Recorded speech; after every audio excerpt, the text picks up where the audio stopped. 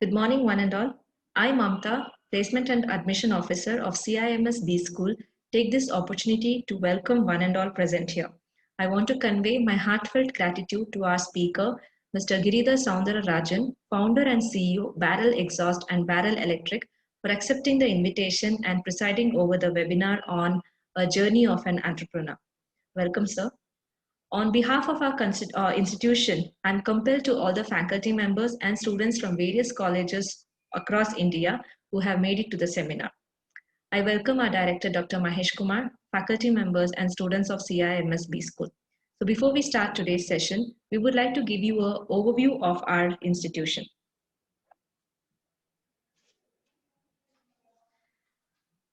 Community Institute of Management Studies, which is also known as CIMS B School, started in 2007. It has been affiliated to Bengaluru Central University and approved by AICTE New Delhi. The college offers 2 years MBA program with dual specialization. About Community Center Group of Educational Institutions, in 1956, the Community Center English Primary and English High Schools was started. In 2007, pre-university, undergraduate and postgraduate courses in commerce and management were started. The society is now run with moral support and visionary guidance by Honorable Chairman Shri K.M. Nagraj Sir and Honorable Secretary Shri Chikaya Sir, and the academic guidance by Director Dr. Mahesh Kumar Kiyar and former Director Professor Dr. B.S. Suresh Babu. CIMS has an ideal campus located in the heart of the city Jayanagar, second block, Bengaluru.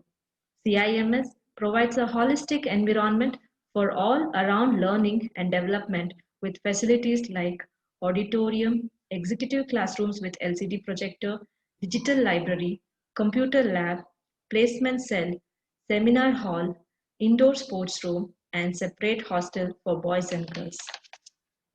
Honorable Chairman and Honorable Secretary of CIMS were felicitated for Best Educational Excellence Award by Professor Thimmegowda, ex-Vice Chancellor of Bangalore University, at an international conference 2015 organized by Bangalore University. Recently, Community Center completed its 64 years and we celebrated the Diamond Jubilee function for 2 days on 27th and 28th December 2019. Dignitaries from various streams were invited to brighten the occasion.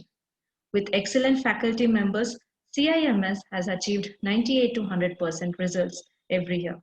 Students at CIMS are given with many opportunities to gain real-world experience through a variety of placements in internships, fieldwork, and research projects.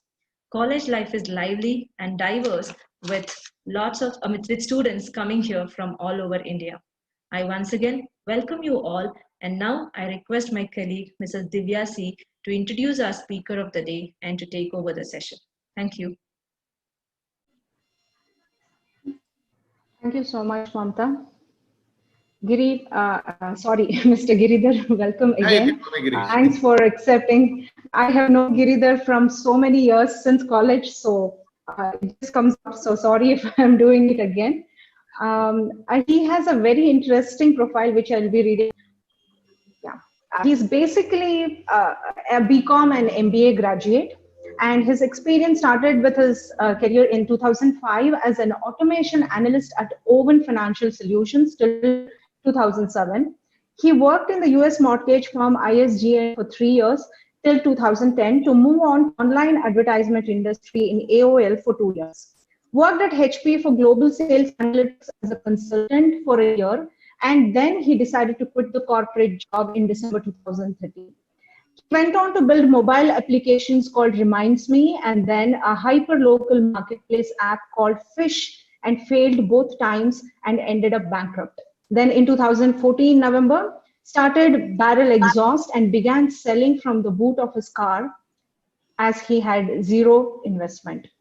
In 2015, he managed to get a small 1 BHK house on rent as sales saw a positive climb. In 2016, a full-fledged manufacturing facility and expanding the sales from local to now in 12 countries. Grew the team from 1 to now around 20 employees working out of 3 states. With only 6 lakhs revenue in the first year to crossing over 1 crore turnover in the third year, Barrel Exhaust remains completely bootstrapped. in 2019, opened a new division called Barrel Electric, and the team is now working on building India's fastest motorcycle by 2021. I'm sure it is very, very inspiring to all of you. Without wasting much time, over to you, Giri. Yeah, thanks, Divya. Thanks. I'm really excited for this opportunity, and thanks. Sorry. Yeah. So thanks so much for the introduction. I mean, most of the things covered, and I want to take this opportunity to especially thank the management at CIMS, and before I forget, I actually want to thank everybody who's played a part in my life for what I am today. So I want to thank family, my wife, her sacrifice, my colleagues, my team, basically my well-wishers. So I don't want to waste too much time. Let me cut short quickly on this. Sorry to interrupt you, Giri. Just a moment. This is going to be an interactive session. Students can post your questions in the chat box, or if you feel like asking questions, you can. I don't think you'll be. You can talk, but please do type your questions in the chat box. Yes, Giri. Sorry. Yeah. No problem. I'm going to actually take a very little time being a monologue, because I don't like that. I'm going to tell my journey and the learnings, the mistakes that I've done, and the things that it has taught me, so that it's going to be really helpful for a lot of people watching today. So I'm going to keep it somewhere between 20 minutes is what I want to spend talking, and then I want to have answer a lot of questions from people who from after listening to me. If you have any questions regarding specific thing that you may have in your mind, I would love to have a dialogue in that. So just taking you through what happened, why I am here today, talking to all of you, rather than not just being any other a regular employee, which I was.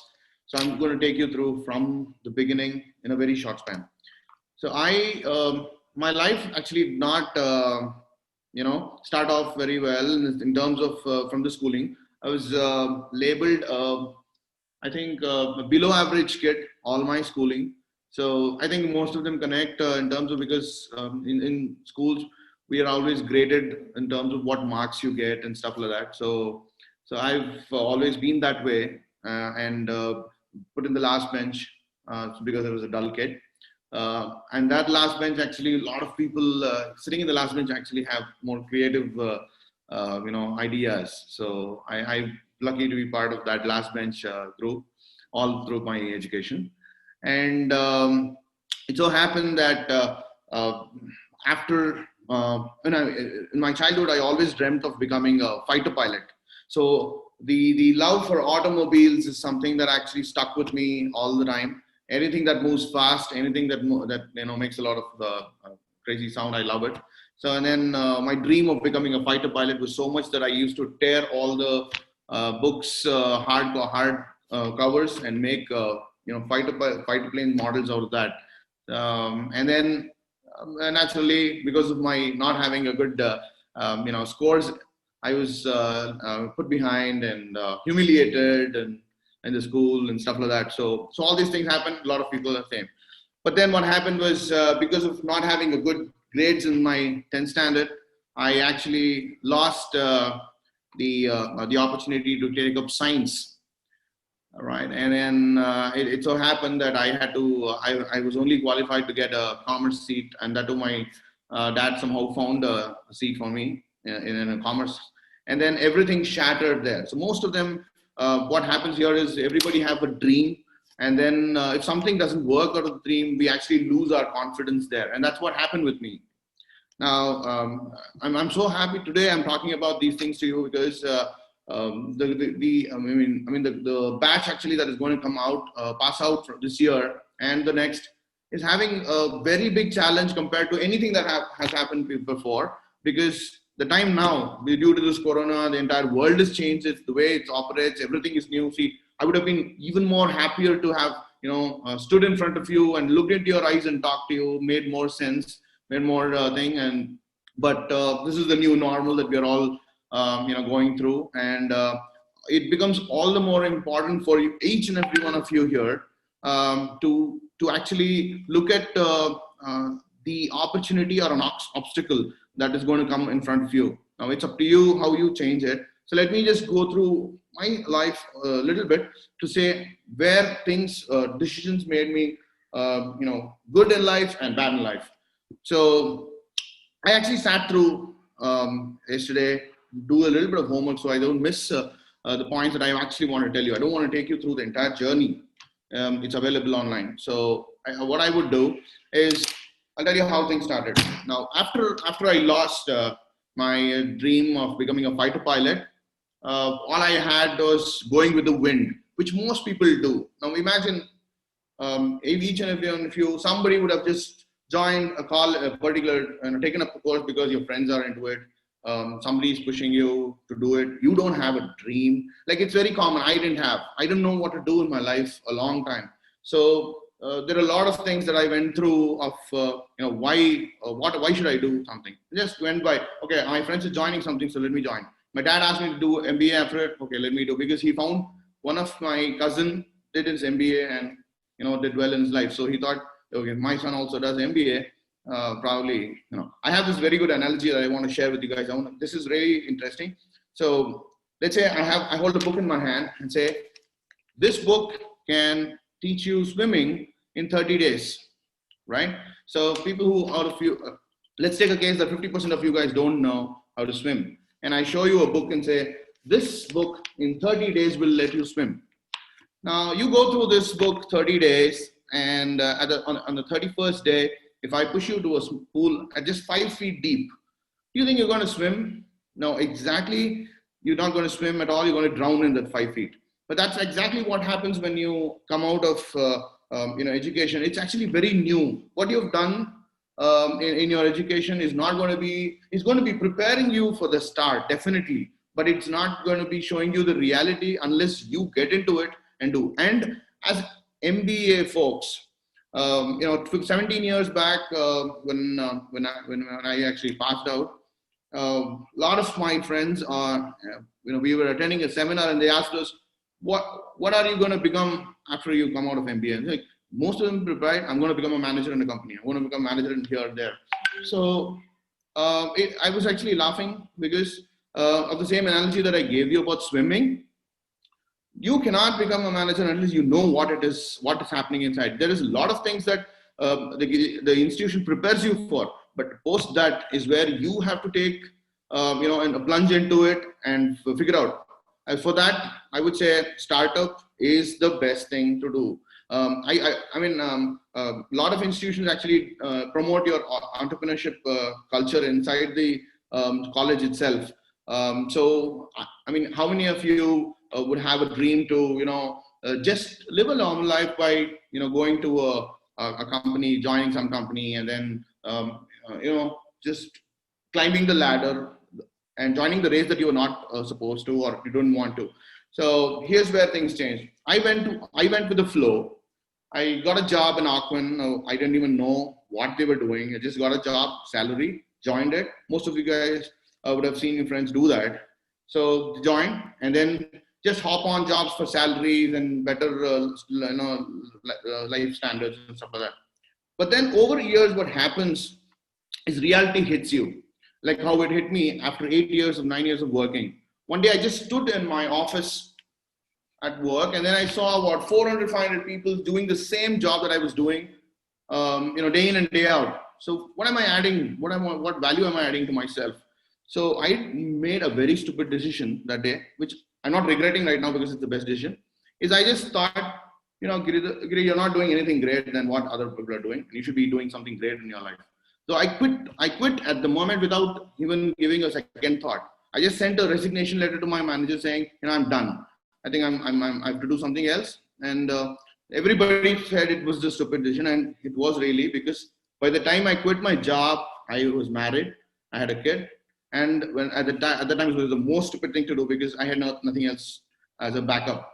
But the courage to do something like that is what actually gives you the first step to get into anything you want to do in your life, and following your heart. But that time what happened was I didn't know anything about what I wanted to do. that's when the mobile applications came. So I started working on 2 mobile applications. Well, I mean, like first one actually reminds me, I didn't know why I was doing it. Just because, mobile applications were flourishing and people were making a lot of money, I said, I'll do that. And then failed very badly because of some operational things, because I didn't know what to do, how to do, and stuff like that. So that put me in a very bad state. And the second time, and then I didn't give up. I said, okay, there's something wrong. I think I should fix that. And I made another hyperlocal app called Fish. Fish actually drowned me more badly than reminds me, and to a level where I had zero money in my pocket. All my savings were lost. My house was sold. I sold because of all these things. And there was a day when I actually had to lock up myself in a room. I felt I'm done. I mean, I'm worth nothing. All the 8 or 10 years of my work experience and 20 years of my education did not stand to the reality of life that hits you, which is actually going to hit every one of you. Like not just me, it happens to everyone. Everybody who thinks getting a job is settling in life is the wrong notion that actually a lot of elders and parents drill down into you, that get a job and then you settle in life. So that's not true at all. So when that happened, here's where I'm going to start bringing you a few things that you got to listen to. It's about failure. Failure is the best thing that can ever happen to a person who aims to go higher, because the only path to success is through failures. Because unless you fail, you're not going to learn. Success does not add value to anybody. It's only the failures that add value to you. And what you need to have is the courage to fail. The courage to fail comes when you don't give a damn to what people think about you, and when you know that you have a dream that you follow. Now, that is what happened that day. Was when I failed twice, and I was locked up in my room. I was not having even 5 rupees with me to buy a chocolate when my kid returns back from school. So I was like, I don't know what to do. And then what happened was I got a call from nowhere, and it was a company called IOPEX, and a call from the chairman of the company, who actually had seen my LinkedIn profile about my failures and stuff like that. And then I'm going to cut it short. He offered me a job, a very high position, and gave me the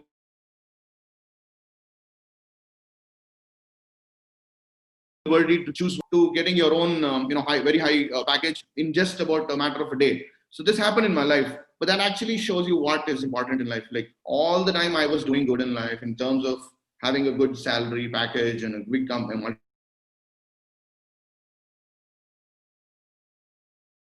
multinational company kind of a position to take over the department or the entire product portfolio and stuff like that. But then what happened was, the moment I started failing in life, wherein I started trying something new every day, or something that which can lead me to failures,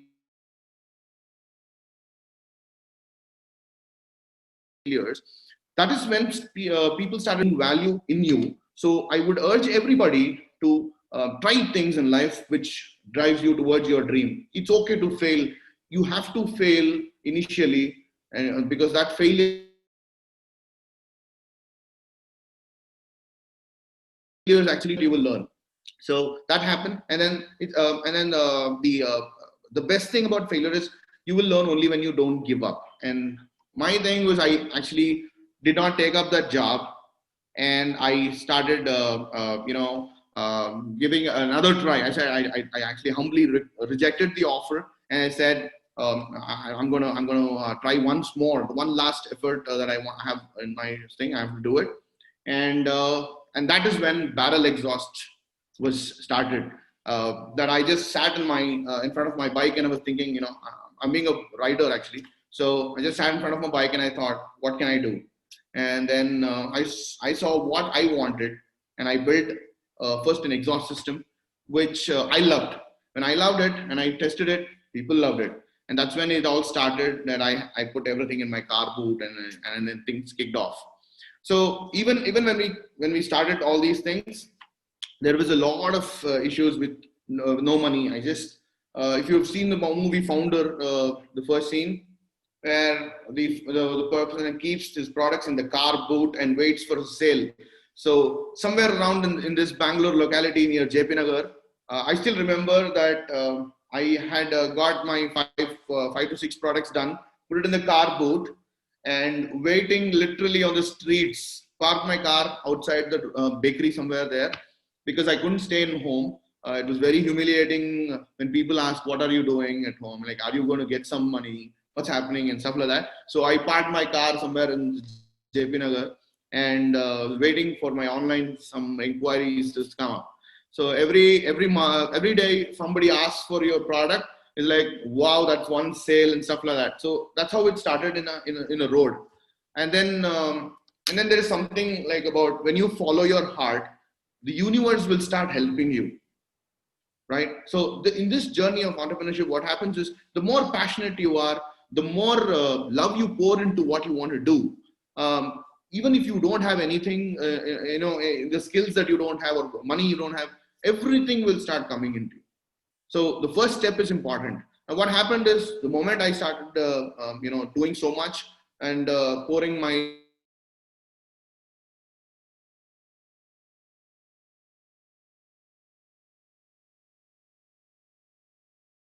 what happened was I couldn't even pay myself. So I had people come and walk up to me and say, sir, I know what you're doing and I really like it and I want to work for you for free. So then I got to grow a team for free, which is very rare. I mean, people saying, it's okay, whenever you possible, you pay me. So initially I used to pay my first couple of team members by recharging their mobiles, buying them a meal. All these things is what I used to, think as salaries. So then slowly what happened is we started gaining a lot of foothold in the market. And within a year, we were able to move from selling on the streets in JP Nagar here nearby to a 1 BHK that we could afford. And then what happened was, that's when, when you get the force of universe helping you, you got to be pushing yourself further. And then that's where the selling of the dreams come in. So I started selling my dream to people so they could give me some loans. So I got that, made our own factory. Now there is something here. You know that I've done only BCom and MBA, no engineering background, no knowledge about what manufacturing is. But today I have about 8 engineers working for me. I have a design team that actually, people who come from Italy, studied in Italy. We sell our products, which was selling on the road here. Now it's sold in about 12 countries. And today we also have a division that actually is working on building India's fastest electric bike. So all these things couldn't have happened without one dream and passion and sacrifice. These 3 things are very important for any person who's coming out right now, because there are a lot of opportunities now. There's a lot of obstacles out there. Everybody is cribbing. They have problems now. The life has changed. You can't go out easily. You can't go and touch things. You can't go buy things how you were doing. You can't meet people the way you were doing. So there is problems everywhere around you. And as business, graduates, whatever, you have to have this thing to find problems everywhere. Look for problems. Be like those scavengers, like finding out, where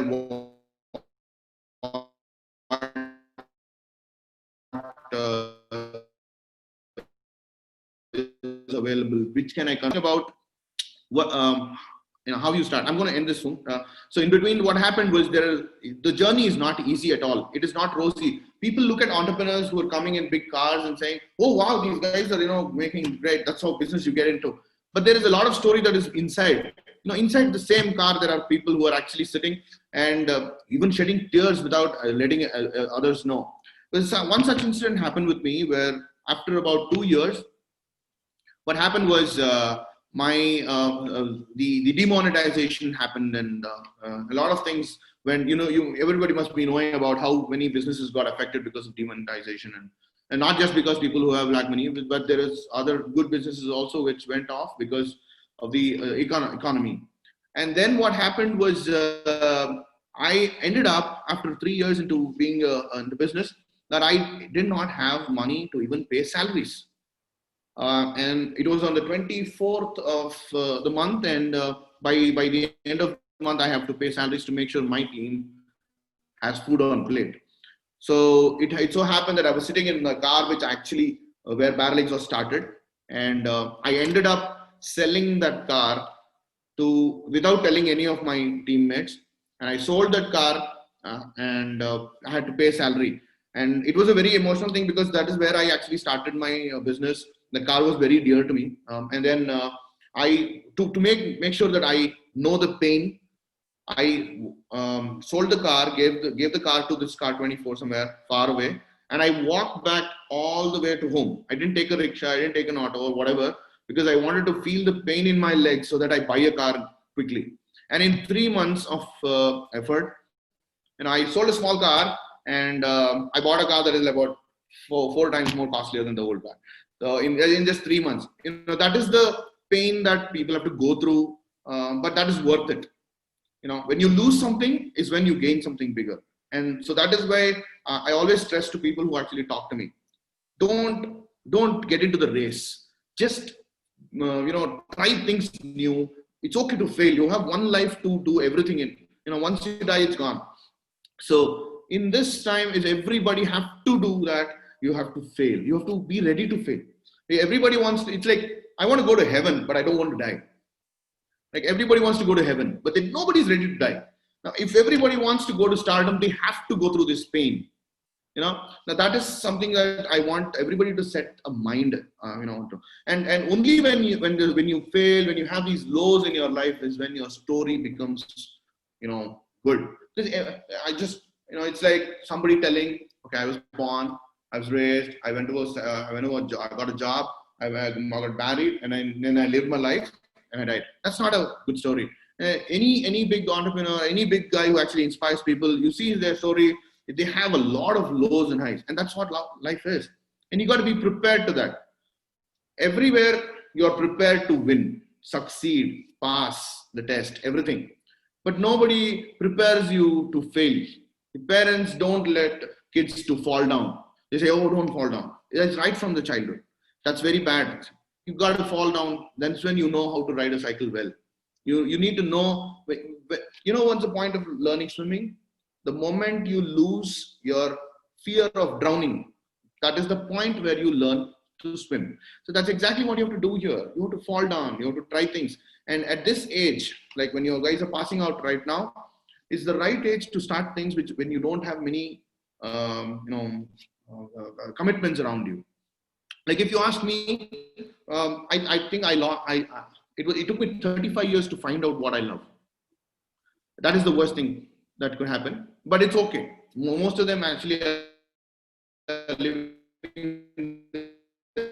life without knowing what they want to do. But that's okay with love in life. It's a very small exercise that worked for me and worked for a few of my friends. But definitely I will share that with you. I want everybody of you to try that. The reason why I don't have slides in this in the thing is, I'm not here trying to present myself. I'm trying to connect as a friend, not as a lecturer or something like that. No. So listen to me as a friend and a person who has actually gone through some things that most of them don't do. And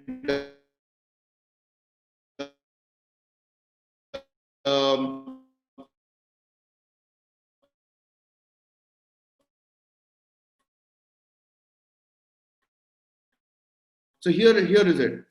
So let's look at this. Is to go to when you're going to bed at night, keep a book and a pen next to your pillow. Okay, sleep, wake up. The first thing when you wake up for 7 days, first thing when you wake up, take a pen, write down 10 things that comes to your mind in the list, like top 10, whatever. Do this for 7 days. And after the 7th day, when you see, you have to do this as the first, like even before brushing your teeth. So when you do this, and on the 7th, after the 7th day, when you look at the note where you have the 7 days of top 10 items that came to your mind first thing in the morning, you will see you have to take the top 3 of all these things. So when you take the top 3 of the 7 days, you can eliminate a lot of things that your mind doesn't fall into. And that is the industries that you don't want to get into. These top 3 things will help you to figure out which of these 3 things are you even willing to work without money. The top 3 things will tell you. Like for me, it always remained as automobile. So it was very easy for me to say, this is where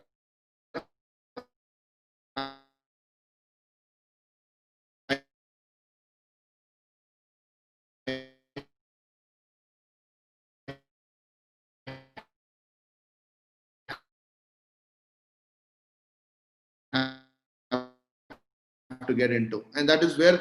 And so at times of turmoil, if you are in any other industry, you say, oh, I don't have money, so I'll do something else to do this. But if you are in this top 3 items that is there on your mind always, you will not regret being in that industry. You will not regret doing that job. So that will keep you motivated for a longer duration, and perseverance is what counts in your life. You have to persevere even through failures. And the ones when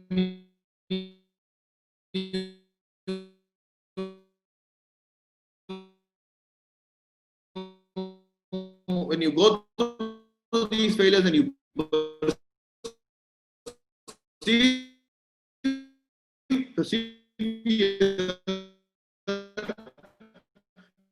you're going to beat everybody in the industry. HR, sales, even if you're HR, you're selling somebody some package, you're selling somebody some job, you're selling some yourself to get a job everywhere. And or if you're in finance, you're selling some financial strategy to someone. So at the end of the day, this sales is a primary function for which you need passion behind it to sell. So that is why I'm telling you, don't just jump into any job that comes by your way, like how I did. It's a mistake. Choose wisely a company or the industry that you love. Find out what you love and then join that. And then you will be able to do really well early. You will not lose the time that many have lost like me. The only thing, if you ask me what you want back, I'll say, put me back to the 2005 when I passed out of college. Say I would actually gain those 10 more years, and today I would be much more ahead of where I am. So you have what you have today that many don't have is time. So please make use of that as much, and nothing beats that. And I think I took about 12 minutes more than what I wanted to do. And okay, one last thing.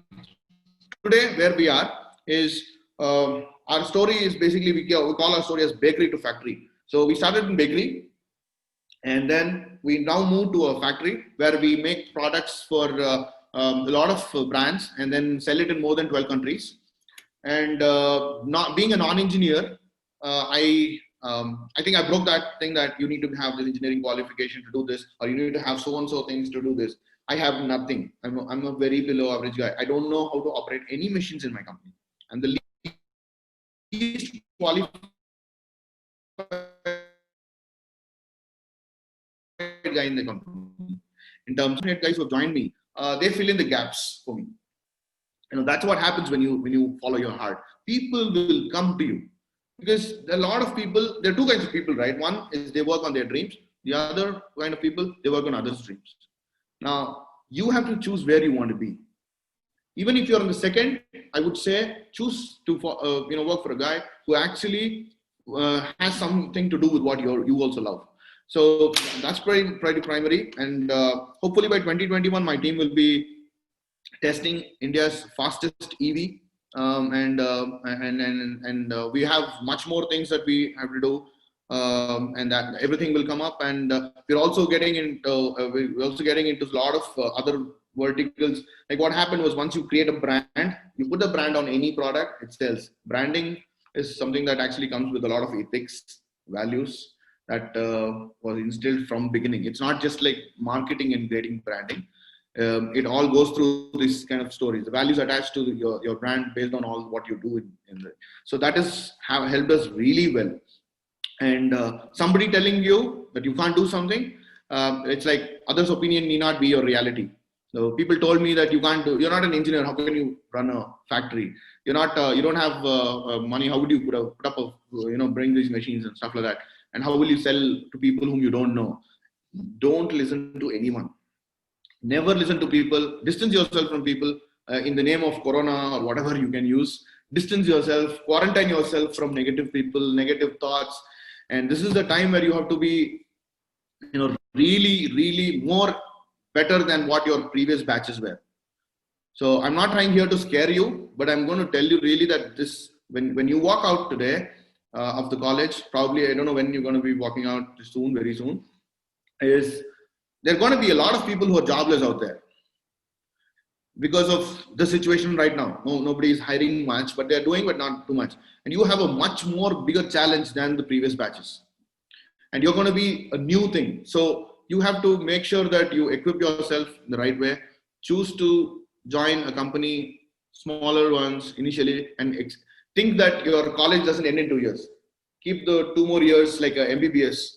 Like imagine you going to a doctor who's just done theory and you go ask him to do an operation.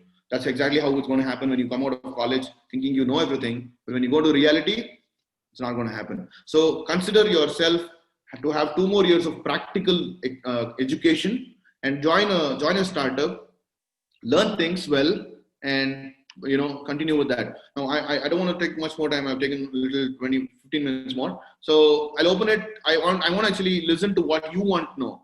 No question is silly, no question is stupid, because I've asked zillions of stupid questions, which actually I wanted to answer for. So I'm very open to talk to you freely, ask any questions. I'll be able to help you.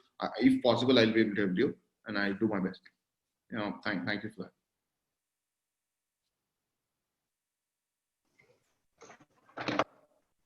We have questions. Giri, I think you can see the chat box, right? Okay. Great. There is one question in the chat box.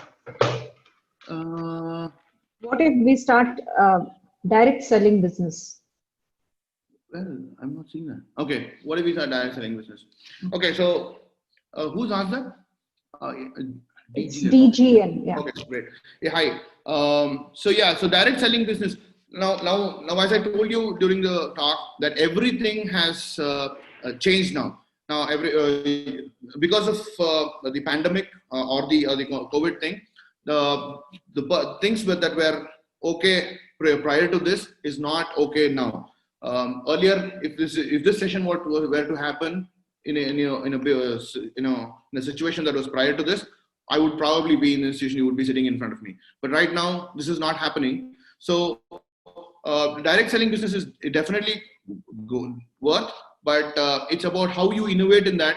What kind of like you can't see a Eureka Forbes guy enter now to sell you a vacuum cleaner, but there are other ways where how you want to sell your product to. You can give them a virtual demonstration, because you can't say that I will call 1,000 people in an auditorium and do a seminar. It's like asking if I can do a seminar for 1,000 people right now in an auditorium. It's not possible. It's going to be happening this way. So until this thing is going to come back, I'm not saying this is going to remain, but until this comes back, you have to think of a different strategy to actually do the direct selling kind of thing. Yeah, there is one more question. Give some information about support or problems relating to government agencies who have faced and how to solve them. Okay, support problems relating to government agencies. Okay, so the government, I'm very sorry to say this, because I'm telling you this straight away because I've gone through this. Though the government policies and everything are in terms to support, startup or whatever, there are going to be a lot of people putting more roadblocks in terms of their government policies and stuff like that. But everything said, during this situation, if you are looking for solutions, there are a lot of reforms that have happened, a lot of support that is coming from government. Even our company was supported by the current government in terms of the emergency credit line, stuff like that. So you have to be telling what kind of problems related to government agencies. Is it certification delays, or is it what kind of things? That will be a little more specific, because right now most of the government processes have become online. So it's become a little more convenient for us to do things. But at the same time, there are still few departments where they put more roadblocks and stuff like that. So you got to be telling what is the challenge that you were looking for.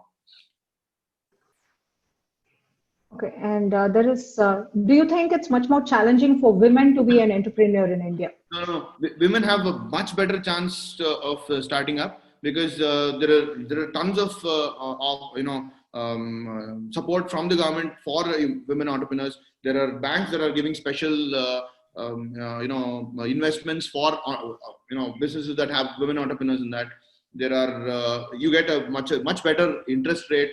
So I think it's not. And then moreover, there are a lot of media attention for businesses that are run by women because they are promoting it. You have a lot of support in that. So there is not. And when it comes to business, I'll tell you, unless any other thing, there is nothing different in terms of having run by a women or a man, because I think in management women are better than men because they're more calm. They can handle more stress than men, and their decisions are a little more clearer than men. So I think I have seen a couple of in my own circle there are women entrepreneurs who are actually doing better than what I am doing. So, and there are a lot of people whom you can take inspiration from, right from Kiran Mazumdar Shah to a lot of people. And the best thing is you actually look at your mom at home. So she's the best entrepreneur who's actually managing everything: finance, HR, purchases, inventory. Everything is what you can learn from your mom, and she's the best entrepreneur that you can actually look for. And in terms of government support, much more than women entrepreneurs. You have women entrepreneurs have a lot of opportunities. You just have to step out and do it. Okay, there's one more question. So which sector seems to have a good boom in coming future? See, that's what I'm trying to say. Which sector? There's every sector in terms of right now it's all online thing. So now it's all about your innovation in every sector. Every sector that was prior to when booming and prior to this one COVID is still going to flourish because that was an essential use, necessity. But now what's happening is everybody have to reinvent themselves. Food industry has to reinvent themselves. Education industry, as you're seeing, is already reinventing itself as we speak. There is a transportation industry that is in one way there is the rental bikes are not doing well, but at the same time everybody in the if you take transport, everybody is buying their own personal vehicles now. So there are a lot of things that are going to change, and every industry right now, that is where I'm telling each and every one of you have a zillion opportunities right now, because the tested, tried, proven, so-called proven structures of companies are all shaken up now. Right? Everything is shaken. Everybody is looking for a better way to do things. So I would say every industry that can reinvent itself based on the situation and the current scenario will definitely boom. And in terms of education, the sunrise industries, right? Pharma, definitely pharma is going to be rocketing after this also for another few years, because that is the only thing that is doing tons and tons of money now. And food, if you notice, the food companies that actually shut down recently are the ones who were not flexible enough to change to online deliveries and stuff like that. So it depends on how agile you are in the industry. Like the ones in the food industry actually took a hit. But those who were like pizzas and all those things, even people who were stuck at home, they were like, okay, I'll order more pizzas. I'll eat more because I'm not. I'm deprived of going out and eating. So let me at least order those things and stuff like that. So every industry has a potential to grow in a higher rate, but only if they reinvent. So that's what I think. So okay, there's another interesting question here. Due to COVID, business ecosystem have become unpredictable. Is it good to have more than one business running simultaneously? Okay, Kirti Patel, thanks for asking this. See, in my journey itself, what happened was starting up a business is like when you start up, it's like your child, right? You have to give your attention to that. Now, I was trying to do too many things out of fear of losing, and that is where actually it happened that I was making a big mistake of concentrating on a couple of things, hoping this plan A, plan B things, right? So plan A, plan B comes when you're not confident on your plan A at all, and it will not win. So I would say that when you are starting up a business, or when you're thinking of multiple things, you should give 100% attention to first thing right now, and until the extent where you make it autonomous. Like say 5 years back when I started barrel exhaust, every day I have to be in barrel exhaust for it to run. Now over the years, what happens is when you build the systems in, you make it self-reliant, autonomous. So that is why today, even if I don't go to my office for a week, I know everything is going to be functioning because I've made it self-reliant. Now, once you do that, you get your time to venture into other business. Simultaneously, if you're doing 2-3 things, nothing is going to get more attention. It's like you're not going to give full, reap full potential from a business unless you put in your full into it. So that 100% commitment is very important. I would say choose one, do one, and fail fast. So if you're starting something, if it works, it will work. If it doesn't work, you have to make sure that you fail faster and move to the next one quicker. So that way you can test things. Otherwise, you will keep pouring your resources into this company and that company. You will not be able to provide to one company fully, and nothing will work out. I hope that answers. Yeah. Bhagya ma'am, I think your question is answered. Then we have another question. What are some of the mistakes that you felt you could have avoided in your business? Okay. Yeah, there are tons of mistakes. So there are lots of mistakes. I mean, my life is having about 70-30, 70% or 80% I've done mistakes only. So I have lots to tell about that, but I'll just choose few things that I will tell you. First thing is, I lost time. I kept waiting for things to fall in place for me to start. So that never happens in life. The first mistake I did was I waited for things to come and fall in my lap. So that's never going to happen for anyone. So don't wait for your right time, all the stars to align and stuff like that. You have to jump in. You have to jump in you have to take a jump from the cliff, believing that you have a parachute, and you will get a parachute. But if you're waiting for the wings to grow and then you jump, it's not going to happen. So that is the first thing, that don't lose time. And you will never get time. Till date, the only thing I regret is I lost my 10-15 years, which I could have done. So I will never get that, whatever I do. So don't lose time, waste your time in terms of waiting for things. So that is the first mistake. Second is, never, this is about discipline in your financial management. So you have to be very disciplined in your finance management when you're getting into any of these things, because what mistake I did, I'll tell you, without any setup. Like I told you that I quit in the fraction of a second. I just thought, okay, and I quit without thinking of what happens, because I think it was my ego that I have done MBA, I've done 10 years of work.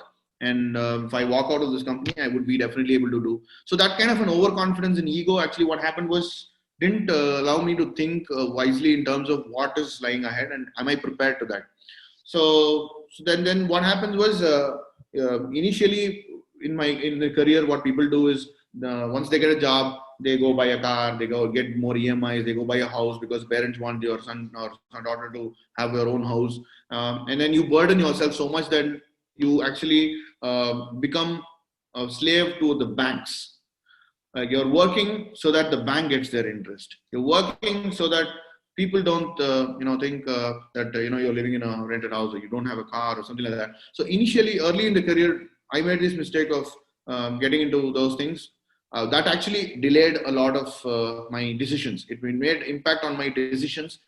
Because I need to say, if I quit, I'll not be able to pay this year. If I quit, I'll have to, do something like that. So that actually, don't get into too many of these initial, in your initial days, don't get into a lot of financial mess to please the society. So, don't do that. That is the second. Third is you got to have a lot of trust in people that you are working with. But at the same time, you got to be making sure that, I have some people issues in my company. What happened was, during the third or fourth year, we wanted to grow very fast. And we actually bought in some kind of consultants and stuff like that. So hoping that, things will work out.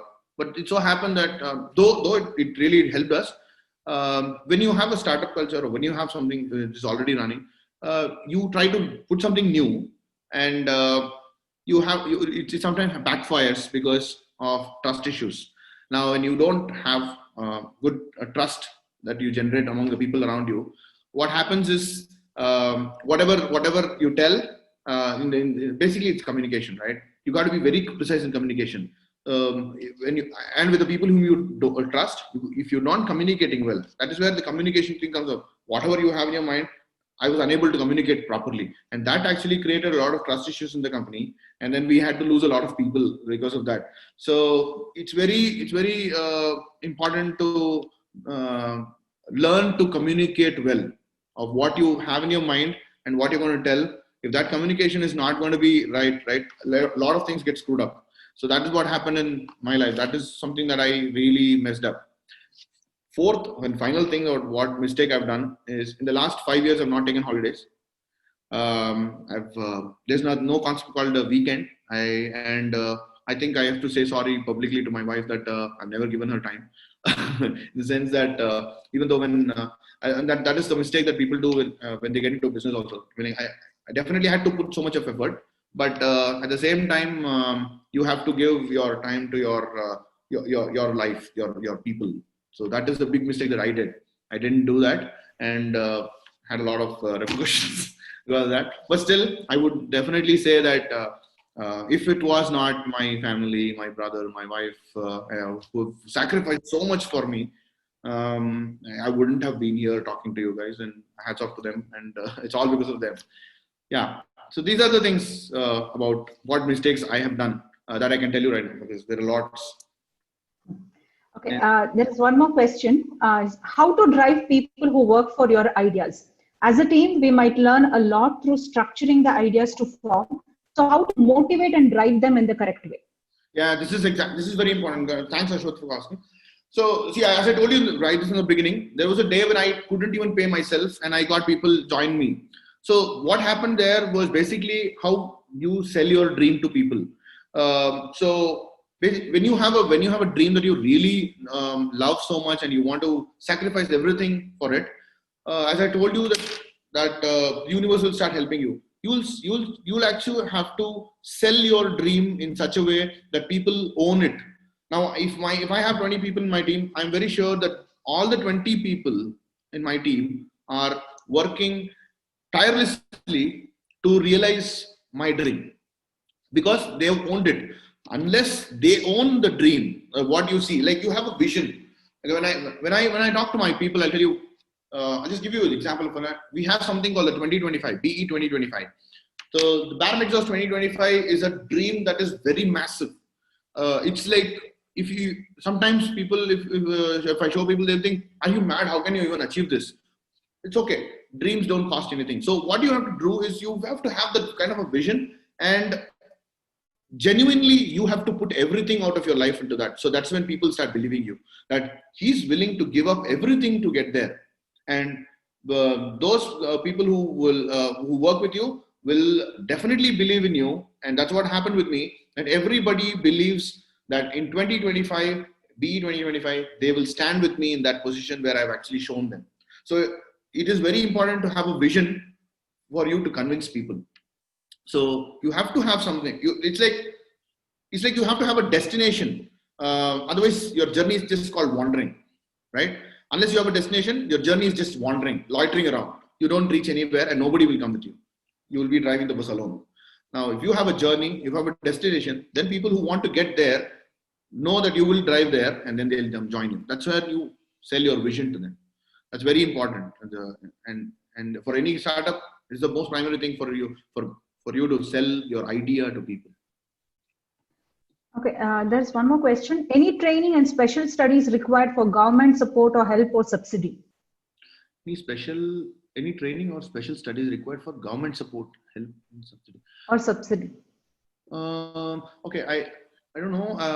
Let me tell you what I understood from this. You think for you to get a government support, help, or subsidy, are you asking that you need any training or special studies? Yes, Okay, yes, I think. Okay, if my understanding is correct, I'll say For government support, help, subsidy, I don't think any of these things are important. But let's say government support. I'll just take a case of if you want a support from a government in terms of any credit line or support.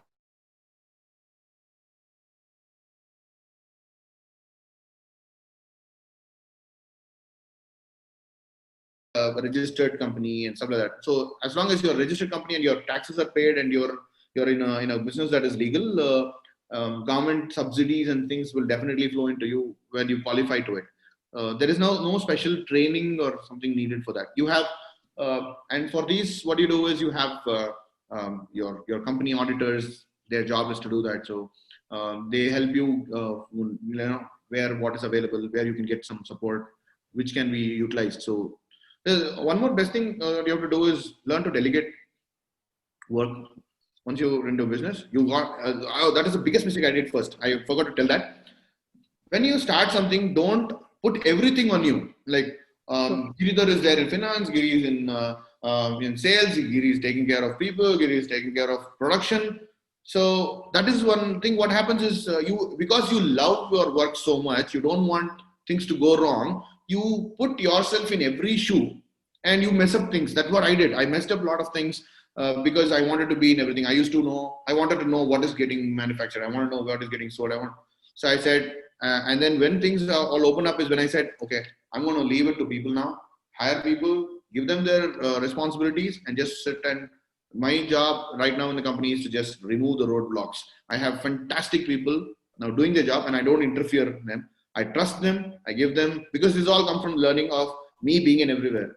So if you ask me today what is being manufactured right now, I probably would not know until I have a weekly meeting. But that is the best way to do that. Similarly, hire people, hire experts, pay them, and you'll be peaceful running your business. So get a CA, get an auditor, get everything, and then your business is peaceful. So I think for this you don't need a special training. Probably you need that particular person who is skilled in like CA to get that things done. Okay. The next question is, if you have one piece of advice to someone just starting out, what would it be? Take the first step immediately. So you don't wait for things. Don't wait for anything to fall into place. And the same thing, if you have done 5 years later, you will definitely have a repent of, I should have done 5 years back itself.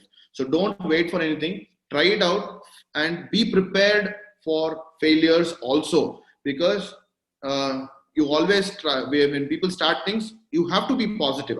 I'm not saying no. You have to think that you're going to do well and stuff like that. But be prepared that it is going to beat you very bad, nastily.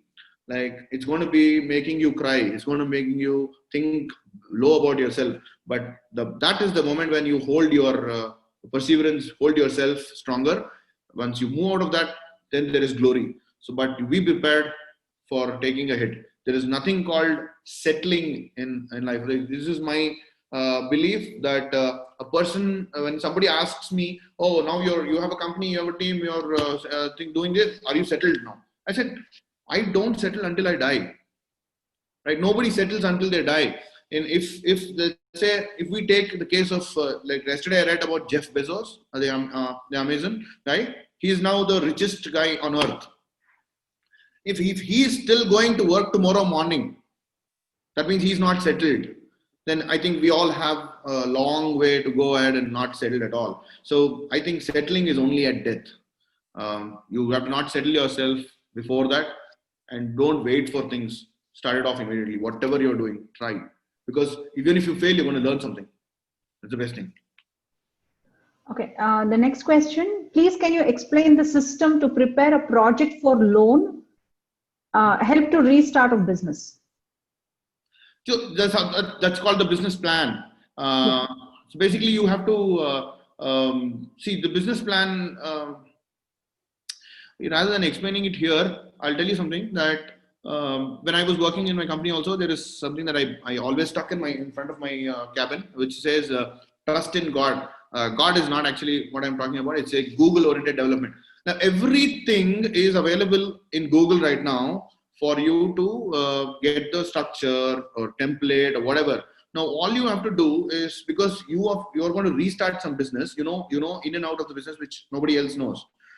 You have to just go and showcase how you want to be getting back to life and putting in that order, and basically making a business plan and giving it to the bank.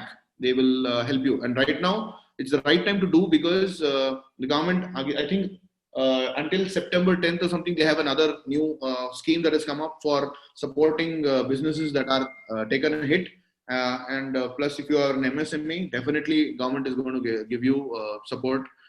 You should do it faster now. I think it's possible. And the template is all available in Google. It's not that. Okay, next question. This is an interesting one. Have you ever got the thought of giving up as an entrepreneur at any circumstance? Oh, many times. Many times. 2 times I always thought I will close down the business. There was a time when I was having so much of, we were doing a lot, but results were not at all coming. We were losing money, business every month on month. And there was a day when my wife asked me, when we went for a walk, I was actually very much tense. So I just went for a walk with her. And then she asked me, you know what, if you think you're not going to make it, why don't you just search for a job and close this off now? And for a second, even I thought, like, maybe I'm putting everybody's life into risk because of my passion, because they've already sacrificed so much. Even my daughter has sacrificed a lot. She's like just about 10 years old, and she sees a lot of her friends go to Disneyland and stuff like that, where if I would have continued my job in HP, probably I would have taken her twice to Disneyland. But it's been like a lot of years. Even she has sacrificed. It's okay, pa, we'll do it later. It's okay, we'll go later. And all. She's at that age. She's also been supporting me a lot. So, and I've come to closing the company, and then that is where things happen. Unless you're doing something that is not money driven. Like, see, business has to be money oriented, right? Profit has to be. If you know profit, then business dies. But that should be an outcome of what you're doing, not just the main goal of what your business is. Only because my business, I'm doing out of my passion, my love. Even when there is no output, I'm still able to push through the pain, right? And that is when you become more stronger. That is when my business become more stronger. Like, I am able to deliver even when there is no return. I am able to deliver the same commitment, keep my team going. See, I said, the moment when I didn't have money to pay salaries, that means I didn't have money to pay anything, any bills. I've been behind on my rentals for a lot of time. I've been very, very, very fortunate that my landowners have, they know me, what I'm doing, what I'm going through, but they supported me. My bills, a lot of times, I know in the last year, a couple of years back, my phone, whenever I used to dial my call, I say, Priya Grahak, your balance is so much, stuff like that. So I have to cut back and call. So these are the situations that I've gone through. But that doesn't stop me at all, because I love what I'm doing. So, and I'm able to convince people that yes, things will work out. We have to push through this. And that is why today we are where we are, because of all the things. So I would think multiple times I've tried to shut down the company. Even Corona, the COVID, when it hit we had actually abandoned our factory. It's like, the Janta curfew happened. We thought we were going to be coming back after a day or two, but that never happened. 2 months, the entire business was shut down. It's locked, abandoned, and I had to pay salaries. I made sure that even to my last maid, the food is put on their plate, and I will eat after they eat. So that was the situation. But then what happened was, my team and I had to do a lot of back and forth calls and stuff like that, and brainstorming, and we came up with the COVID essentials itself, not just the regular hand sanitizer thing. We made the UV, ultraviolet disinfection systems. We started making. So that is to survive. Now this year, again, recently we were supposed to shut down, but then the team coming together and thinking of an idea to push through, where whatever challenges that are coming, we're going to be pushing through it. So that is what is keeping us going. So closing the company was like about 2-3 times we have come close to closing the company, but I don't think we will ever do, because not only me, my entire force, along with my customers also, they are so much in love with us. For what we have done is we're getting support from every corner. So yeah, And many businesses go through this. It's not. Okay, the next question is, what is the correct time to start network marketing? So they told network marketing or whatever it is, there's no time that you have to wait for. Do it tomorrow, today.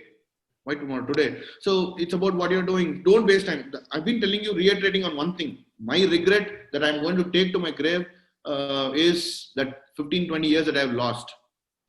That will never come back. That is one of the things that I will go.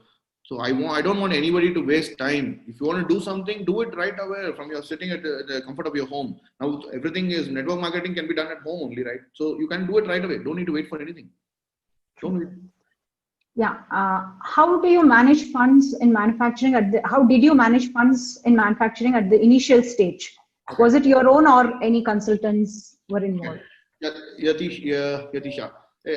So what happened was, I told you that we barely managed to pay rental for a 1 BHK house after we started selling on the streets. And then from there, what happened was we didn't have a factory. So we used to outsource our manufacturing to a vendor. And it so happened that this vendor was this kind of a chalta hai attitude that most of them in India have, that it's okay if this is the quality, let it go. We were never okay for low quality and stuff, no compromise on quality, because our brand, our customers were very much more valuable to us. So what we did was we had to start, we chucked him out, and then we thought if he could do something and then we were able to sell that, we will be able to do it much better. So that confidence in us said, why not we try it? Let us try setting up a business, a factory. And then the second thing came up about me.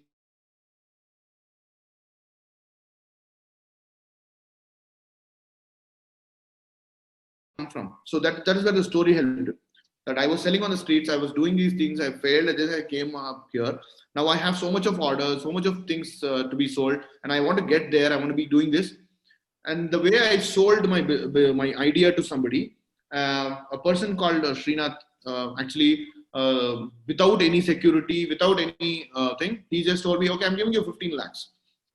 Take this 15 lakhs and return this back to me in 1 year. So I said, that was the best deal that I got. I said, no, banks did not even let me in. They said, we don't have any, I lost my house also. So no property to pledge and stuff like that. So they said no. So only option is I had to sell my dream to people. So I sold my dream to somebody and got the money. And what we did was we returned it in 8 months. So whatever money we got as a loan from him, in 8 months, we set up a factory, got machines, got people, and then returned the money also. So that's how the initial thing started. Okay. One more question. What is success according to you, sir? Success is, it's a very, very vague, subjective definition that each person has. Success means so many things to so many people. But one thing I would say is success is not measured in money at all. It's not measured monetarily, because if you think Tata is less worth in terms of money compared to Ambani, then Tata is a failure in terms of money. But no, in terms of what value you create. So success is basically what value you want to create and what are you able to create in your life. So that is if you take in that into consideration, the local the pani puri wala that's standing outside, if he's able to hire one person for his help and he's able to put food on his plate, that is a big success also. So success is not just driving in a big car or living in a big house or doing things, but it's about what value are you able to add. And everybody is born with some purpose. See, each and every one of you who watching this video has something unique, something. You may be failing. See, I scored about like 4 out of 100 in mathematics once in my life. So that doesn't mean that I no value at all. So it doesn't mean anything. So, but today, if I'm able to feed 20 families and about so many other hundreds of people more that I've already done, that is a success for me. Every small thing is successful. Whatever. If I'm able to put a small task today that I have to complete it and I finish that, that is a success. And if you keep those successes so small to you, you will be living very happily, and that happiness is success. don't never measure success with happiness. Because see, yesterday there was a friend of mine. I don't want to take names. A friend of mine who was working in a big company, who continued to work in a big company, and he was very well off stuff. I would not be afford to. I was not. I mean, it took me like 2 years for me to afford a vacation for my family. But he was like roaming around international. But yesterday, what happened was during COVID, he lost everything. He's lost job, everything. If I compare myself with that person, I'm not going to be happy at all for the entire last 3 years. But today, wherever I am, wherever he is, if I don't compare myself with others, I'm going to be more successful in life. So the only person whom you have to compare with you, which I do in my company as well, is yourself. Don't compare with the person who's sitting next to you. Don't compare with the person who's living around you. You will be more successful in life. We're doing that. Because everybody's life has a different journey. There's a different destination. So don't compare a monkey who climbs a tree with an elephant that is not able to climb a tree and say, a monkey is successful and the elephant is not. Very stupid to do that. So don't run against this notion of comparing or measuring the success with other person. If you are doing, let's say, if my sales last month was 10 lakhs, and this month, if it is 12 lakhs, I'm happy, I'm successful.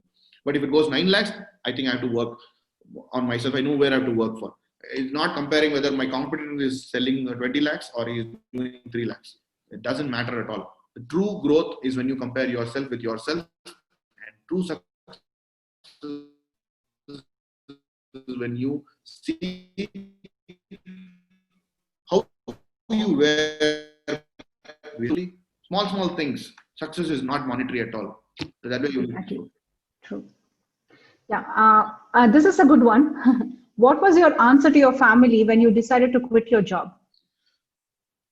I think I quit the job and then I called them. So it was just an information for them. As I told you, I made like hasty, stupid decisions, which actually turned out good, luckily. But I actually quit my job and then told my family that I came back home saying, "Hey, I'm unemployed today," but they were a little, taken back for a second. But I'll tell you.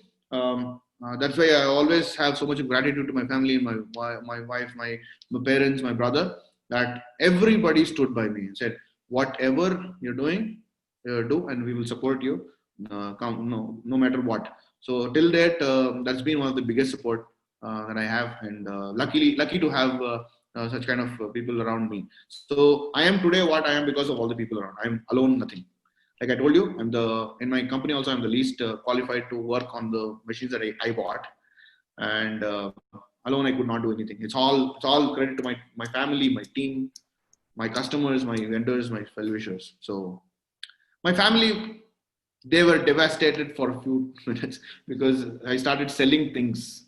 My savings kept on, because when you don't have an inflow, only outflow was happening. It drains faster. And then there was a day when I had to sell my house, which I bought just before registration. That is the day which I felt really bad because my wife was her first home, and then she said, "It's not going to happen." But it's okay. It's okay. Giving up 1,000 square feet or 1,500 square feet for a tomorrow's 400 square feet. For a 4,000 square feet mansion is good. So that's the dream that is keeping us going. Okay.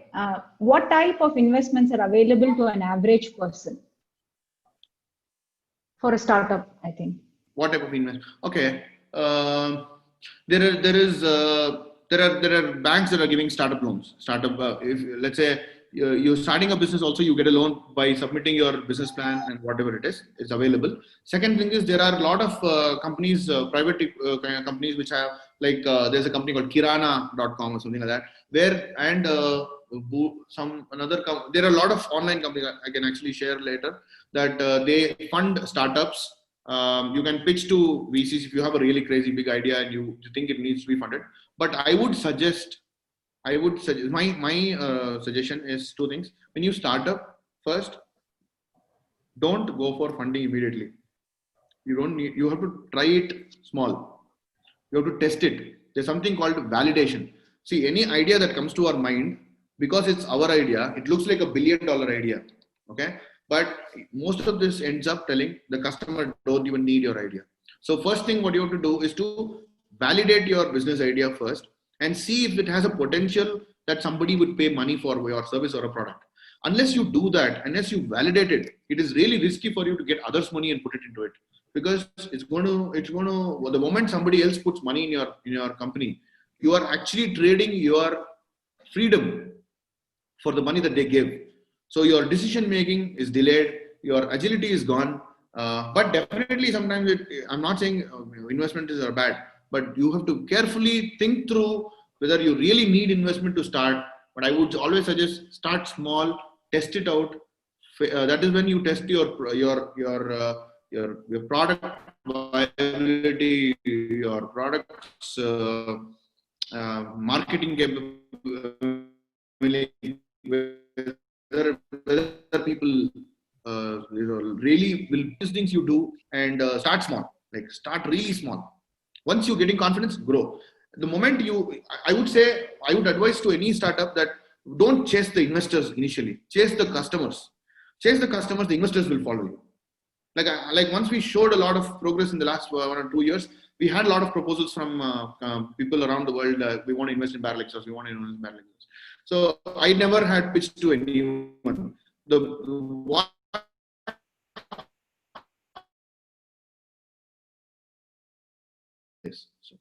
that's my advice. Okay. The next question is, whenever it comes to ideas of startups, many ideas pops up. So how to stick with perfect one? Okay. Yeah. So the idea, this is true that everybody gets ideas, a lot of ideas.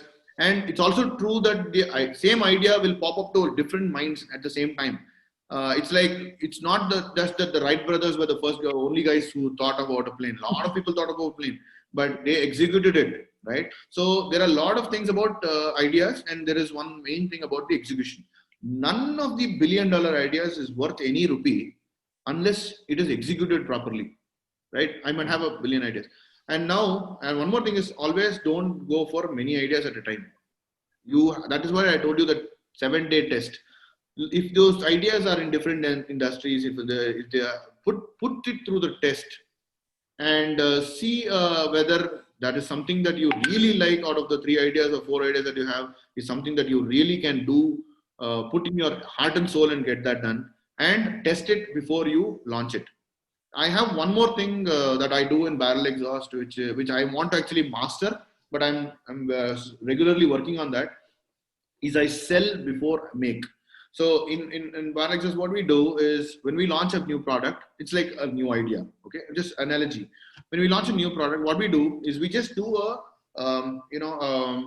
rendering, a digital rendering of the product, and sell it and put it online for a pre-orders. Now, what we're doing here is basically we're testing whether the product people will buy or not. People will pay for the product or not. And once we have that this product is put online and people are already watching it and then paying for it, ready to make pre-orders and something like that, then you're sure about investing money in that particular idea. In this case, it's the product. So that way, what happens is, I know that I'm going to build this product at the cost of the customer's money, not my money. So that is where I want to do is, when you have like 2-3 ideas, you have to crystallize off which one you want to concentrate on, which is more feasible. If out of 3 ideas, you might have one idea that needs a lot of investment, or the other idea that might need a lot of technical know-how immediately for you to get into, or the other idea might be just like you can just do it, from home and something like that. So you have to see which one is feasible, which one you are willing to, sacrifice everything around it, and which one is validated by the customer. These 3 things you test, and then put your bet on one. If you have 100 rupees, you put, it's like the funding thing, that investment thing, that you have to have a portfolio, right? But before you putting into a portfolio, you have to start one and look at that one to grow, and then you have the disposable income to put into a portfolio, right? Don't go into all the 3. Find out what your heart says through the 7-day test that I told you. Choose the industry, and then you put your investment or money in that. Okay, Vedant wants to know that is your company's goal and your personal goals go hand in hand? Is it the same? That's what he wants to know. Yeah. So who has me that? Vedant. Vedant. Hey, hi, Vedant, thanks for asking that. See, what happens is post your education, the majority part of your life is actually the work. Like even in the day, you're going to be spending more time at work than at family, right? So when you have a goal, a work goal that or a career goal that you have, and that goal fortunately, if it goes well, your personal goals, like whatever your personal goals could be, providing a big comfortable life for a family. I mean, that is the overall goal, that personal goal people have, that comfortable life, a luxurious life for a family, my kids, everything, protection, financial stability and stuff like that. These are the personal goals. And your professional goals are going to be, if you work on your professional goals well, and and that has an effect of your personal goals, because the most of the time that you spend in a day is at work. Like say, technically, average about 8 to 10 hours you're going to be thinking about work, and then or little more than that. We work about 14-15 hours per day, and then you sleep off. You spend about 3-4 hours with the family.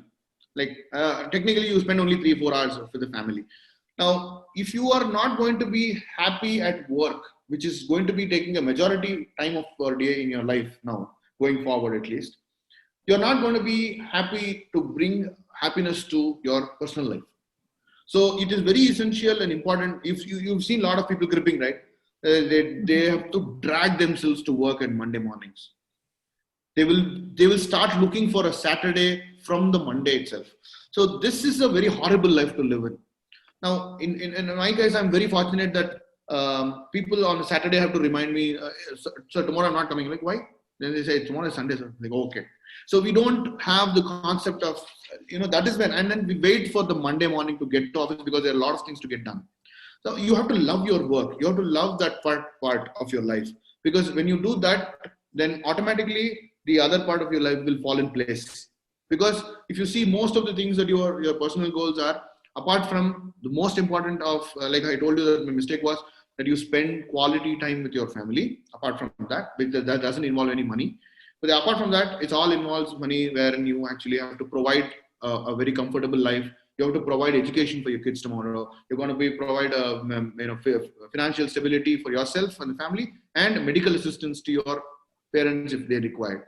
So all these things will be achieved through having the main part of your work day life well. So choose wisely your work, your industry, your things, and the goals there, which will help you, set things right here. I hope somewhere this is my learning. I feel it is connected because it's a part of life. Definitely, yes. Here, there is a question from Rajesh PV. If you remember, he was a batchmate in MBA. How do you manage your emotions and keep on doing the right thing without results in the initial days? Yeah. Hey, Rajesh, hi. So emotions are definitely there. I mean, managing emotions is really tough when you are going through, pain in life. So yes, I have I've had time when there was no results after putting a lot of effort, hoping for everything that it will turn out well, and nothing happens. You feel like you're at the end of your life and stuff like that. I've locked up myself in a room and shed tears and stuff like that. So everything is gone through. But as I told you, like in the initial days when there was nothing happening, also there was one thing that actually I've been stressing from the beginning, was I chose to do something that I will even do it for free. That because I love doing that. If somebody asks me to work on an automobile, even if they don't pay me, I would love doing that. So when you choose to do something that you love doing, which gives you peace, like if somebody is in the teaching field, I'm just giving an example because we have awesome lecturers here.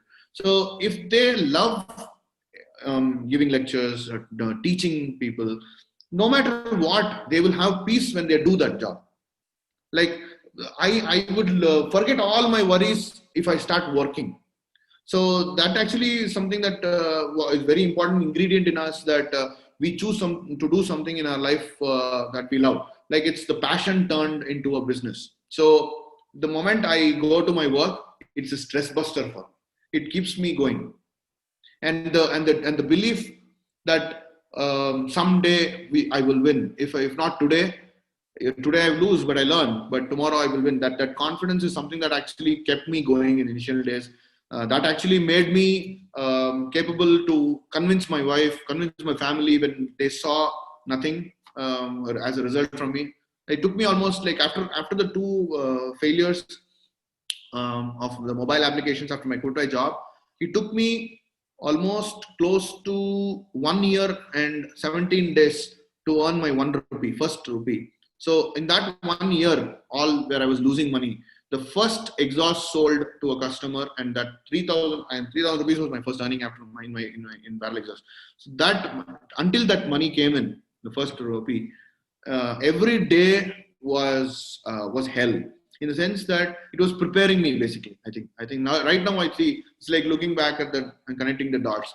Every day going through that bankruptcy, going through the failures, going through rejections, going through emotional things that am I worth living? Am I worth doing things? So all these things basically makes you stronger. So after that, I think what happened in my life was that bankruptcy that I went through, and the failures that I got through, made me so strong that even after starting Bad Lexos, and I told you a couple of times I came to closing the company, even at that moment, I think that strength that I gained through going through that pain actually held me, gave me strength to hold people, hold my family, hold the business together, and pass through that issue. So those things, basically, like going to zero was very scary for people. I mean, it is scary for people. Like, oh, what will happen if I don't have any money in my pocket? But now, if you ask me, I'm like, I've been there, done that. I know it is not as scary as what it sounds. You have all that you have to do is to have a little bit of courage and believe in your dream. You have to do something that you love doing. You will easily come out of it. So I think that is where in initial days I was just trying to tell. I keep motivating myself with self-talk. It went to an extent that my family, my mother-in-law especially, she felt really worried that she gave her daughter to me, because I had started talking to myself when I was alone. When I'm walking around in my home, I used to just talk to me as if somebody was talking to me. So it went to that level that my mother-in-law was worried that, oh, what has happened to him? He's going mad. Does he need help and all stuff? So we go through all these things, but I'm definitely telling you that it is worth, if you're having a dream that is worth dying for, you have to do it. Even if it is not going to be successful, you will live your life peacefully, and you will not take the regret to your grave. So that way, that's what I've gone through. I think we'll take one last question. We are actually running out of time, but are there any specific character traits of an entrepreneur? There are many, and there are few that I am still learning. The first thing is, you got to be, a basic thing is, you have every entrepreneur who is really successful has two things. One is he reads a lot. You have to indulge in books, in reading.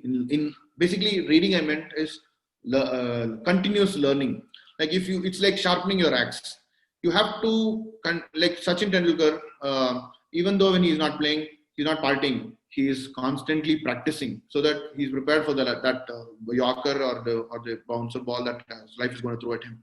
So one thing is, being an entrepreneur, you have to constantly learn, never stop, because your competitor is always trying to kill you. So that is one. Second is, you have to be, I don't know, somehow maybe illogical, but you have to get up early. You got to be up before the world is up. That's when you get to do a lot of things when everybody is sleeping. Then your competitor is also sleeping. So that time is when you have to wake up. My mom also keeps telling me this, but I'm slowly getting there.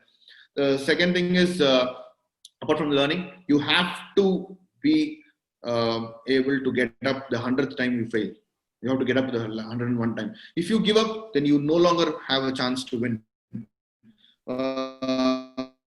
It's all about being right once in life. For an entrepreneur, you can fail 100 times, but all it matters is the 101th time that you're going to try. If you win once, that matters.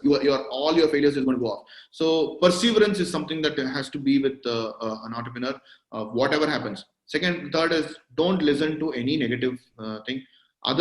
Anybody's opinion about you need not become your reality, right? So you have to be telling yourself, over and over. Even if you're not that, you have to keep telling yourself that you're good, you're doing this, you can do this, and that confidence will slowly grow into you, and it will radiate to your team.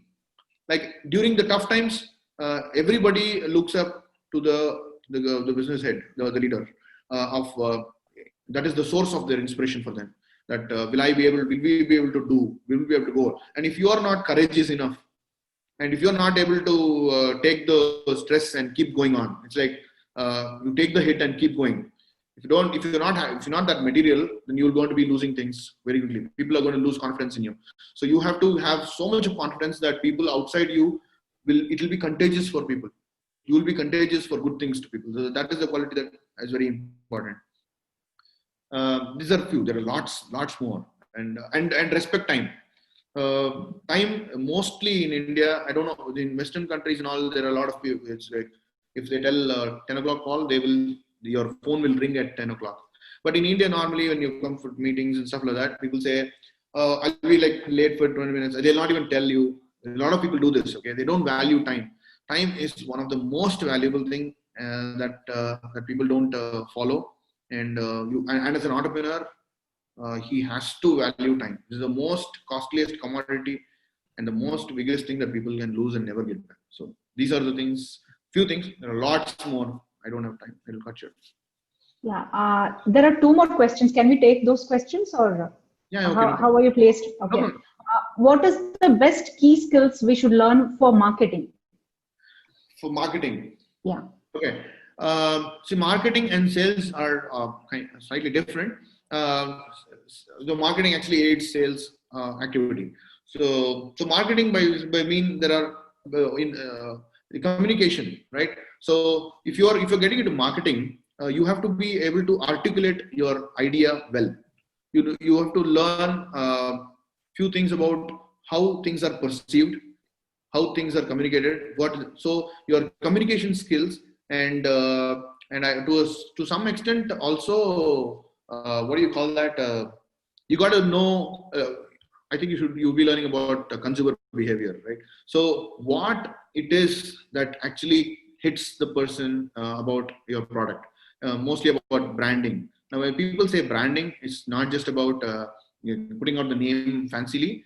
It's when you look at some brand, there are some things that what comes to your mind as values. So what do you want your customer to think about when you come across as your brand? So for that, your communication is the primary thing in marketing. Basically, it's all about communicating your ideas to the customer, helping him making the decision.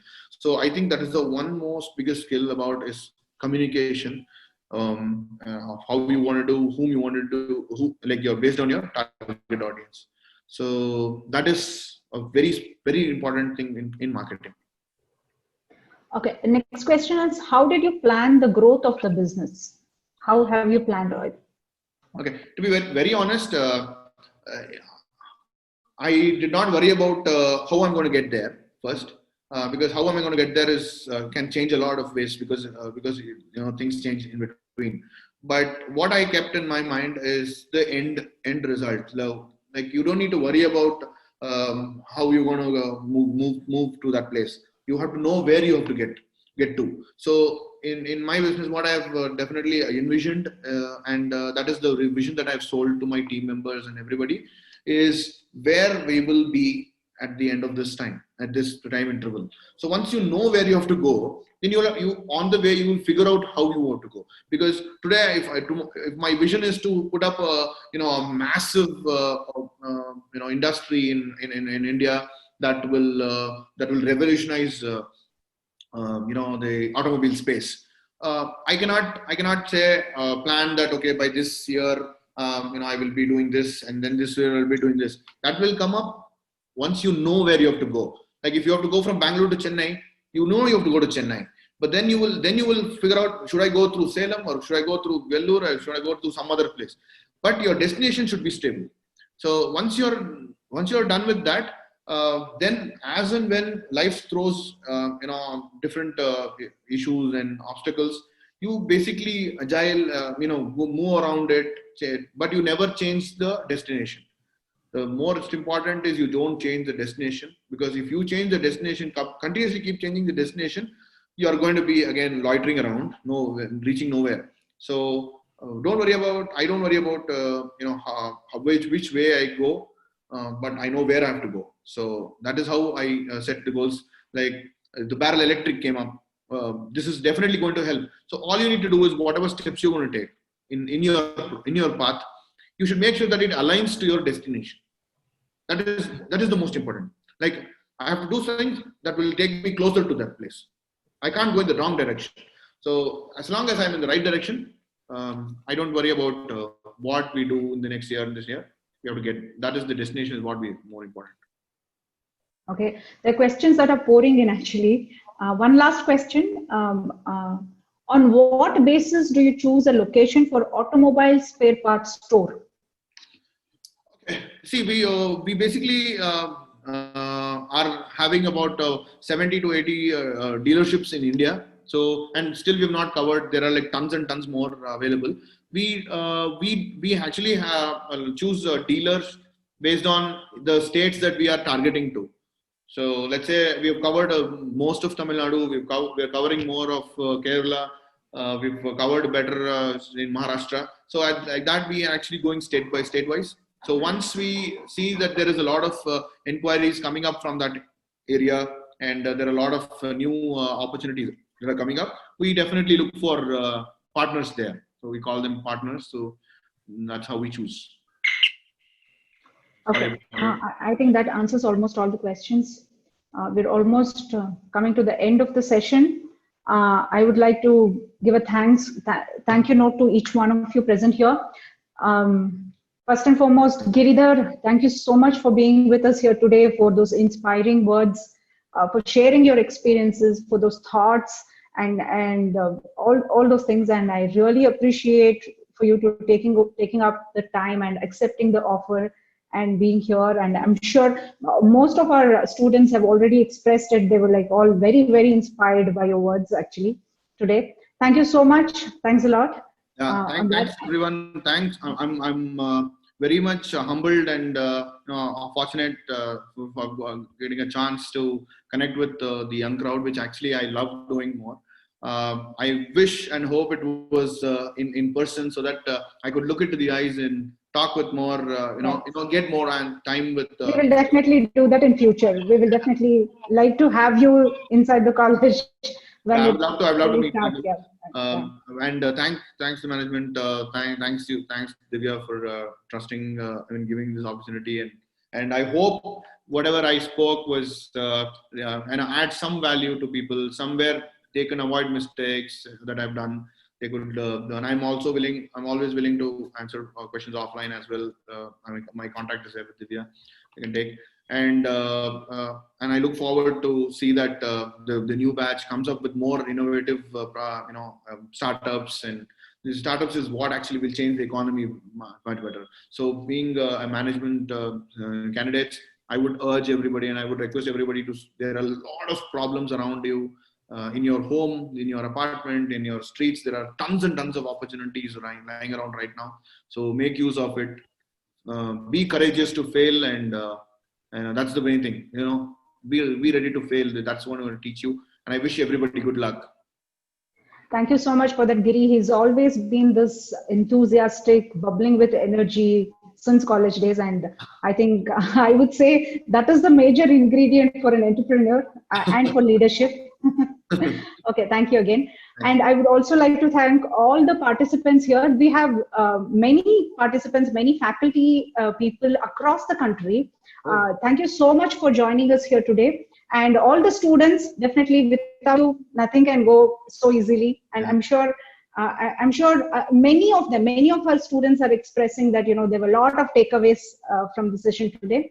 Thank you so much for being here with us today, to students, and all our faculty members who are present here today, Community Institute faculty members. Thank you so much for being with us. Our director, Mahesh Kumar sir, who's always been a great support to all of us. He's always supported us in every way possible. Thank you, sir.